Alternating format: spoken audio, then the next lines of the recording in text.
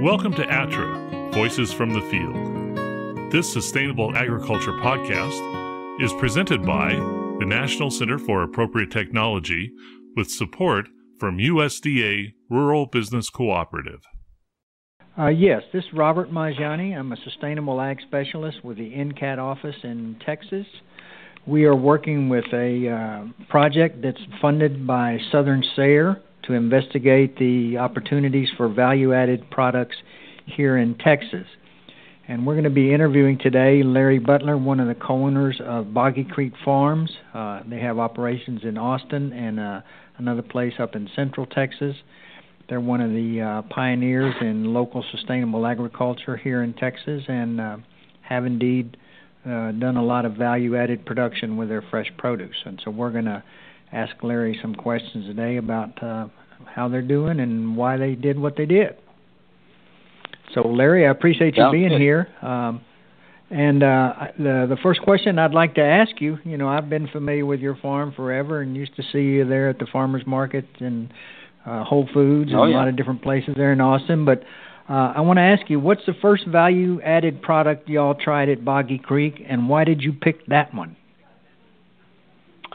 Well, the first value-added product we really came up with at the farm was a product that we did for many, many years called smoke-dried tomatoes. And all that culminated from a windstorm when all our tomatoes were ripe and ready to pick. And we had them up on stakes, and we had about a 60-mile-an-hour wind. You know how they are, Robert, here in Central Texas. But had a 60-mile-an-hour wind came through, blew them all over, got them all wet with rain, and the next day the sun popped out and sun scalded about 50 to 60% of the tomatoes. So it was a real loss and a real hit for us. And back then I didn't have the equipment to do canning and processing and things like that. So Carol Ann and I were trying to figure out, well, what are we going to do with all these tomatoes? We can't sell them. They're still good tomatoes. They're burned on one side. But so what are we going to do with them? And so I moped around for a couple of days, and I thought, well, we can't really sun dry anything here in Austin because even at best, the driest just about always is above 40% in humidity. So it's kind of hard to dry these things. And I said, we're a barbecue state. Why don't we just try to smoke dry some of these tomatoes and see if it works? And so I got busy and built a smokehouse. Didn't take but a couple of days, and made a few wooden trays. And with those wooden trays and everything, I would cut the bad part off of the tomato, and then I would cut that in half, and I would put them out on these trays, and I'd put them in this smokehouse. Well, it was kind of a lengthy process. It took somewhere between 3 and 5 days for these things to, have the same consistency of a sun-dried tomato, but with the smoke. And so these tomatoes actually came out with a real smoky, sun-dried tomatoey feel. And so I put them in packages. I packaged them up back in the day in 2-ounce packages. And we sold those packages for $6.50. Well, that was pretty good, for 2 ounces of tomatoes. And so the first year, they just sold out. People loved them. They were just great, And so the next year, I didn't do them because we didn't have the windstorm. They didn't have a need for doing that. And people just went berserk. They said, "We love those things. We want them. We got to have them." And so after that, I started growing aroma tomato just for that purpose, and I did that for many, many years. And we were on the Food Channel one year for doing them, and that was our first value-added product. It was taking lemons and making lemonade out of it, and it was the first thing we did. Well, that's a great story, and I'm curious, why are y'all still doing them, and if not, why not? Well, we did them for about 15 years, and I had a lady, Pamela Hornby, working for me here at the farm in Gulls, and this is where we did that. I built a big smokehouse. It was like 16 feet long, 6 feet tall, and 10 feet wide, and so, it was a big smoker, and we grew Romas for that, and we would put thousands. That smoker would hold about 900 pounds of tomatoes at one time. And so we did them for years, but I had her there, and she was all over it. She knew exactly how to take care of them. She helped me take care of them. I wasn't here at the farm all the time, so I couldn't do it. I can't do it by myself. And then she later on, about two years ago, she went to work for Texas A&M, and in their horticulture department. And so I didn't have that person, and it takes a unique person to do these things. So I've kind of held off on it now, and as I'm getting a little older and everything, at 69, I just can't jump on that kind of project all by myself. So we've let them go for the last couple of years. That's not saying we won't start it back up again at some point in time. Just at this point in time, I can't do them because I don't have the help to help me.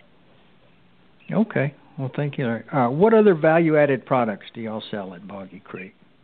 Well, you know, we had a big pecan tree fall over during another storm and tore down half our old 1840s house, and it was a 36-inch round at the trunk pecan tree, and so I took that pecan tree and I had a sawmill, so I milled it all up, cured all the lumber, and I'll bet you I made $10,000 worth of cutting boards out of it and sold every one of them.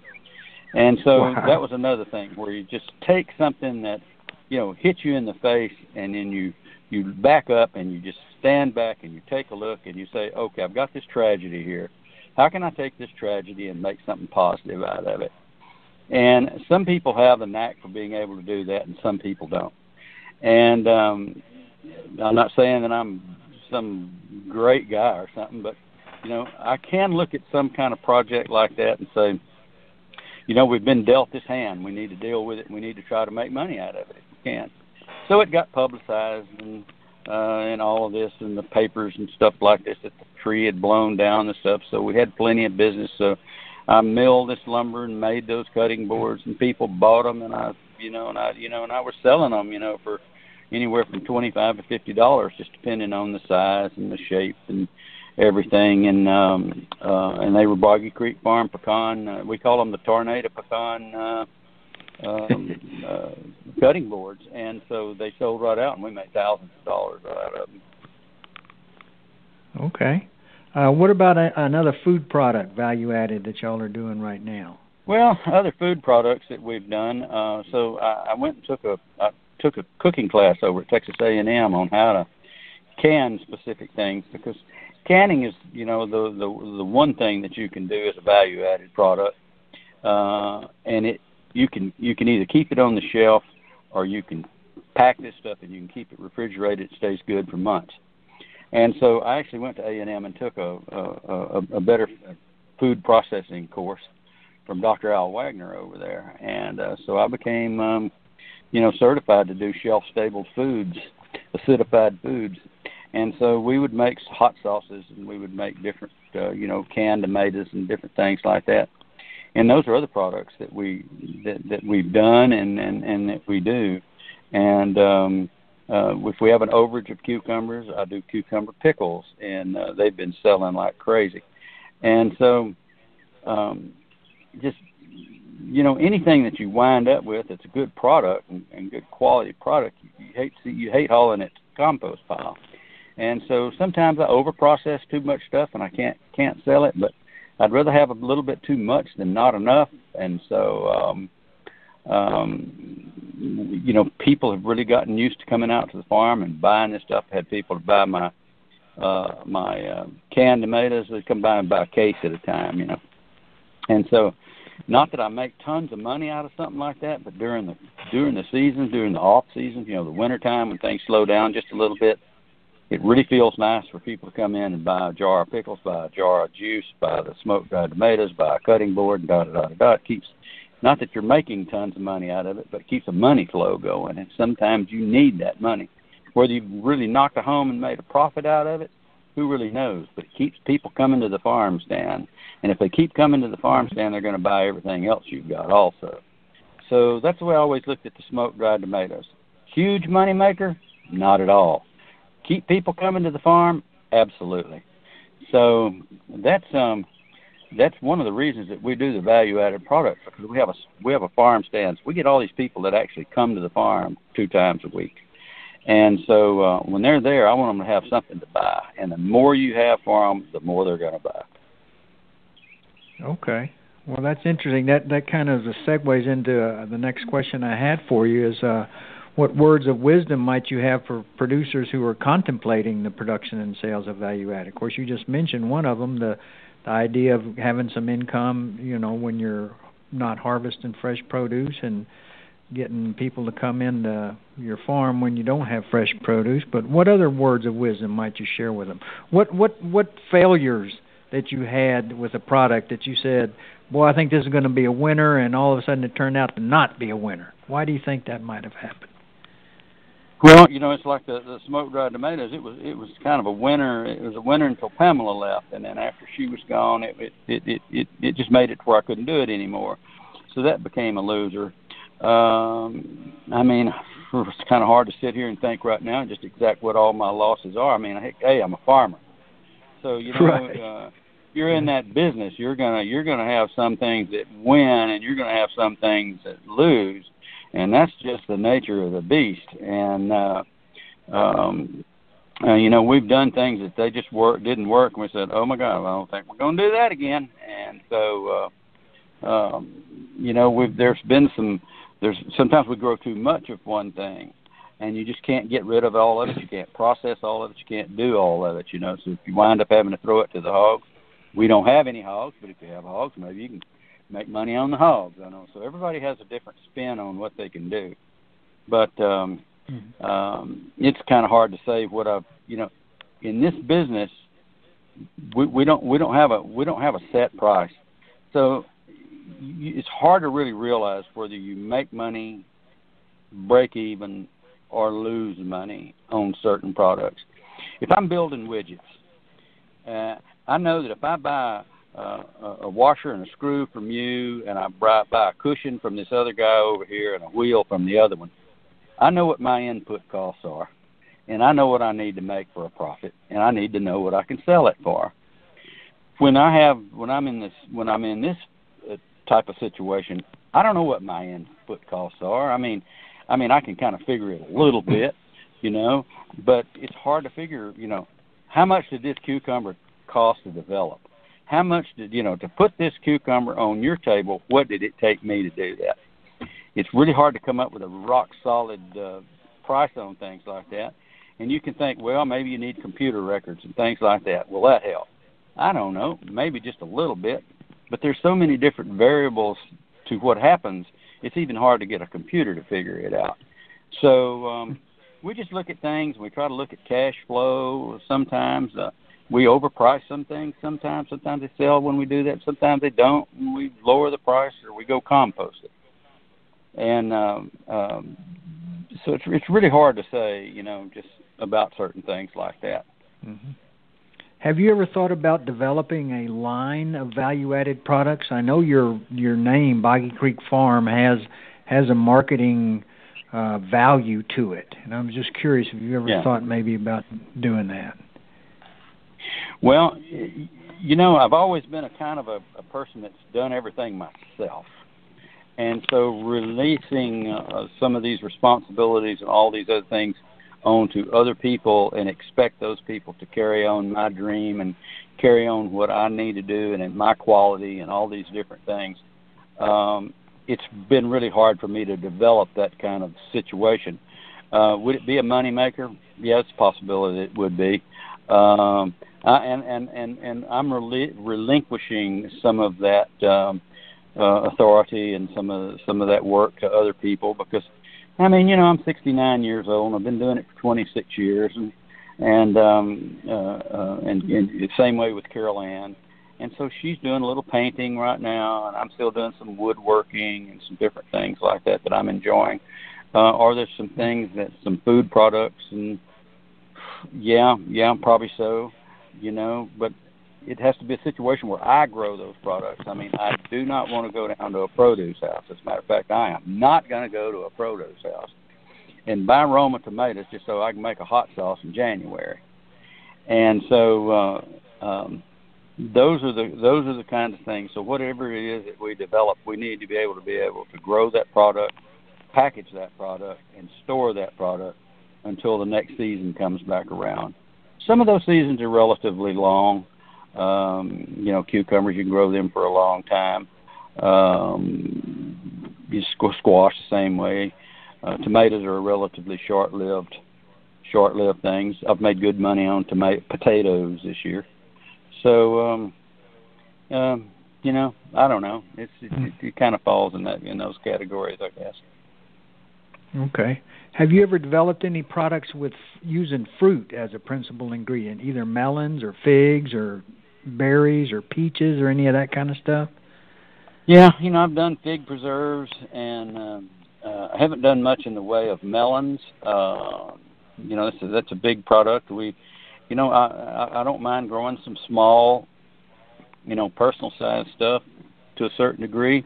Melons can be kind of iffy. I think if I was in South Texas, I'd probably do more of them.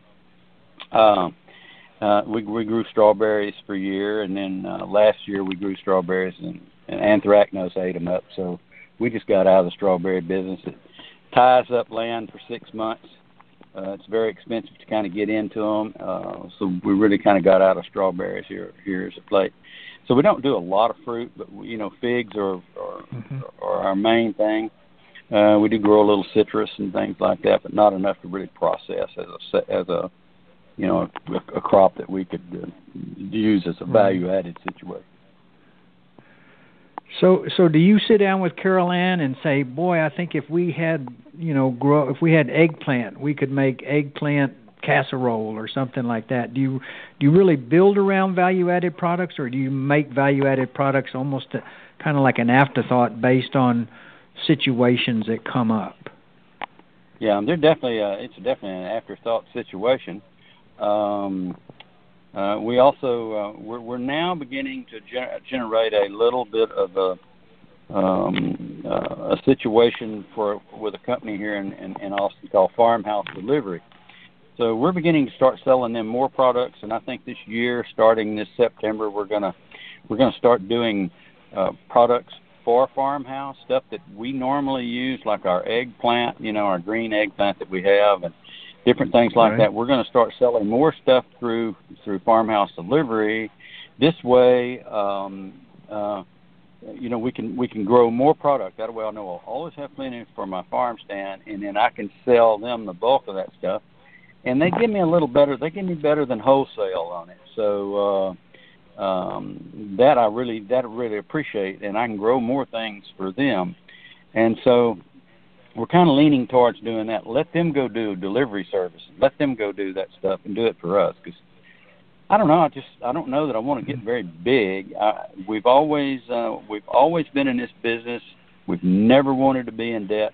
We have never been in debt.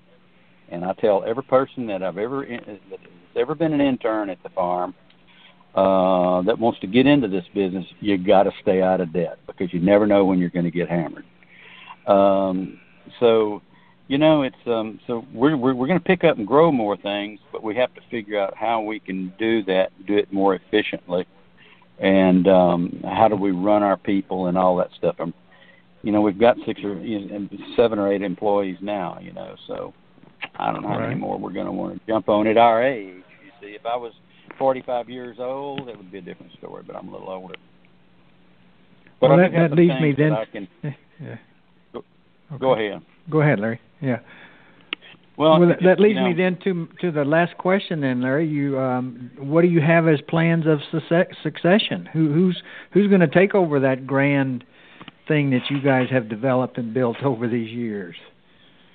Well, we don't know. We've thought of several things. We've thought about everything from foundations to a 501(c)(3). We've thought about doing that. But I'm not sure that those fit what Carol Ann and I are all about. Right. The foundation part of it sounds real good, because we would hate seeing how we are centrally located, 2 miles from the door of the Capitol building.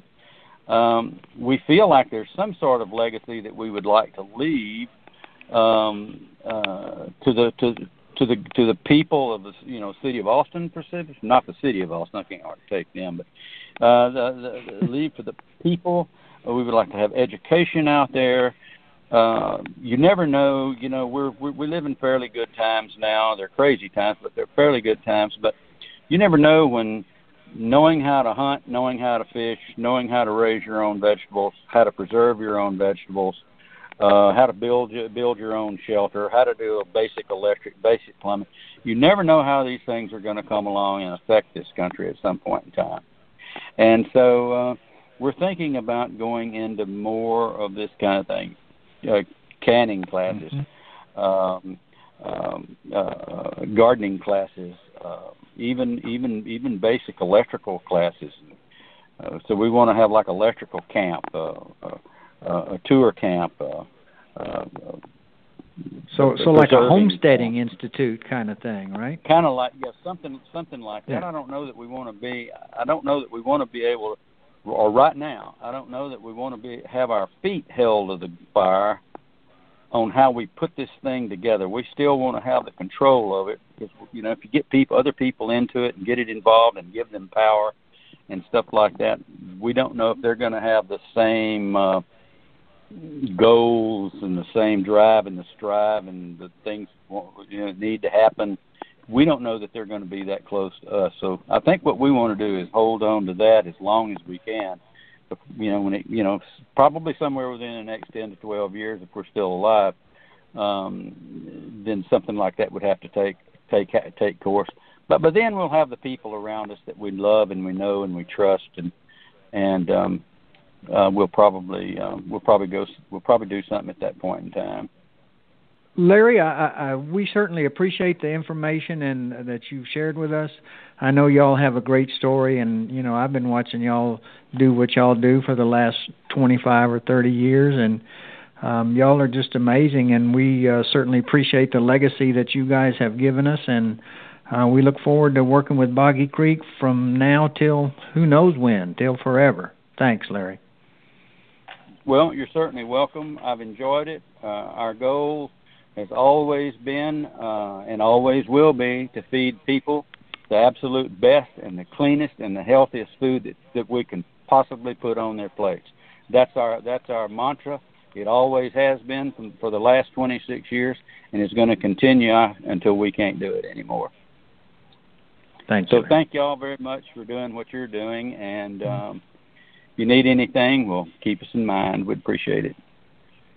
You can find other episodes of ATTRA, Voices from the Field, along with ATTRA's other sustainable agriculture resources at www.attra.ncat.org. That's www.attra.ncat.org.